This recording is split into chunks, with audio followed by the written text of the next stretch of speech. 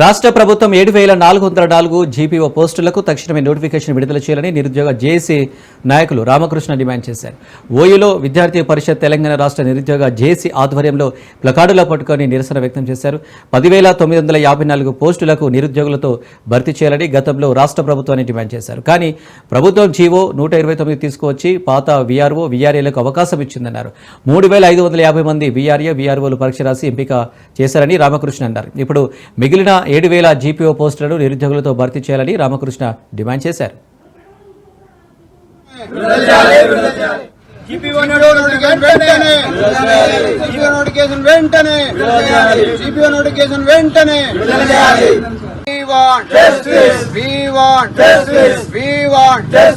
ఈ రాష్ట్ర ప్రభుత్వం 7,400 పైసలకు జీపీఓ నోటిఫికేషన్ వెంటనే జీపీఓ నోటిఫికేషన్ వెంటనే ఈ రాష్ట్ర ప్రభుత్వం జీపీఓ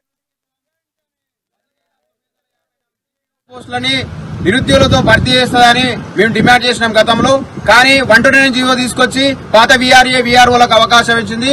వారు పాత వీఆర్ఏ వీఆర్ఓలు ఎగ్జామ్ రాసిన తర్వాత 3,550 మంది ఎంపికైనారు. వారికి మాత్రమే ఆర్డర్స్ ఇచ్చి మిగిలిన 7,404 జీపీఓ పోస్టులని రాష్ట్ర ప్రభుత్వం నిరుద్యోగులతో భర్తీ చేసేందుకు తక్షణమే నోటిఫికేషన్ విడుదలయ్యని మేము నిరుద్యోగుల తరఫున డిమాండ్ చేస్తున్నాము.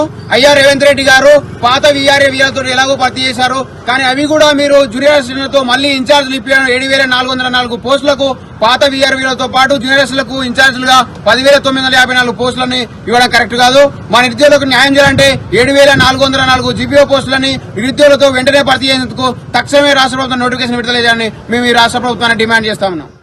ఇంత ముందుకున్న వీఆర్ఓ వ్యవస్థను గత ప్రభుత్వాలు ఎలా అయితే నాశనం చేసి విలేజ్ వ్యవస్థనే నాశనం చేసిన రెవెన్యూ వ్యవస్థను అస్తవ్యస్తం చేసే విధంగా చేసినాయి. అలాగే ఇప్పుడు ఈ తెలంగాణ రాష్ట్రంలో కాంగ్రెస్ ప్రభుత్వం ఏర్పడ్డ తర్వాత ఈ జీపీఓ పోస్టులు అంటే రెవెన్యూ వీఆర్ఓల పోస్టులు లేనందున వాటి ప్లేస్ లో జీపీఓ పోస్టులను భర్తీ చేస్తా అని చెప్పి ఈ కొంతమంది మెరిట్ లేని వాళ్ళను కూడా అంటే ఎన్నో ఏళ్ల నుంచి వాళ్ళు పనిచేసారు కాదనట్లేదు, కానీ ఇప్పుడున్న వ్యవస్థలో చదువుకున్న మాలాంటి విద్యార్థులకు అవకాశం కల్పించే విధంగా ఖచ్చితంగా ఈ జీపీఓ పోస్టులకు నోటిఫికేషన్ విడుదల చేయాలి. వెంటనే విడుదల చేసి తక్షణమే ఈ భర్తీ చేయాల్సిన బాధ్యత ఈ తెలంగాణ రాష్ట్ర ప్రభుత్వం పైన ఉందని చెప్పి మేము మాల స్టూడెంట్ జేఏసీగా కోరుతా ఉన్నాం.